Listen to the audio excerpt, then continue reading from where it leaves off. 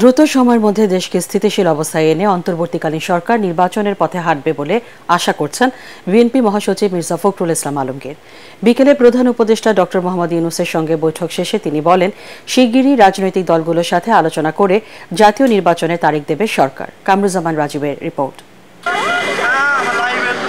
অন্তর্বর্তীকালীন সরকারের প্রধান উপদেষ্টা ডক্টর মোহাম্মদ ইউনূসের আমন্ত্রণে রাষ্ট্রীয় অতিথি ভবন যমুনায় আসেন বিএনপি মহাসচিব মির্জা ফখরুল ইসলাম আলমগীরের নেতৃত্বে বিএনপির ৩ সদস্যের প্রতিনিধি দল।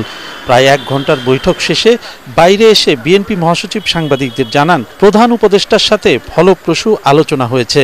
সুষ্ঠু গ্রহণযোগ্য নির্বাচন আয়োজনে শিগগিরই প্রয়োজনীয় সংস্কারের পর অন্তর্বর্তী সরকার নির্বাচনের তারিখ ঘোষণা করবে।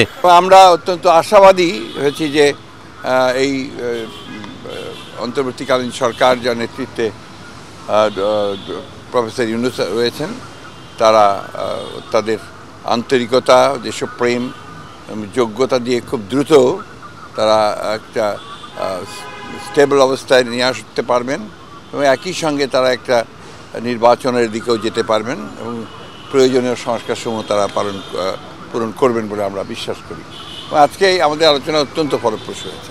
এক প্রশ্নের জবাবে মির্জা ফখরুল বলেন, পর্যায়ক্রমে রাজনৈতিক দলগুলোর সাথে আলোচনা করবে সরকার। প্রধান উপদেষ্টার সাথে নির্বাচনের তারিখ নিয়ে আলোচনা হয়নি জানিয়ে তিনি বলেন, যৌক্তিক সময়ের মধ্যেই তারিখ ঘোষণা করবে সরকার। রাজনৈতিক দলগুলোর সঙ্গে আলোচনা হবে পর্যায়ক্রমে।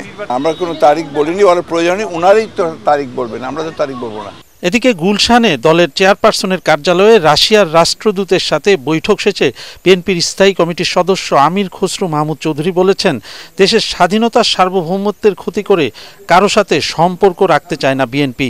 এ সময় রাশিয়া নির্বাচনের সময়সীমা জানতে চাইলে তিনি জানান, প্রয়োজনীয় সংস্কারের পর যৌক্তিক সময়ের মধ্যেই নির্বাচন আয়োজনে সরকারকে সহযোগিতা করবে বিএনপি। এটা তো প্রত্যেকটি কূটনীতিকের একটাই প্রশ্ন, কতদিনে নির্বাচন হবে। ইন্টেরিয়াম সরকার ওদের কাজগুলো করতে হবে, দেশে নির্বাচনও হতে হবে, জনগণের সরকারও হতে হবে। সেটা যৌক্তিক সময়ের মধ্যে যদি সম্পন্ন করা যায় সেটা সকলের জন্য ভালো। কামরুজ্জামান রাজীব, এটিএন বাংলা, ঢাকা।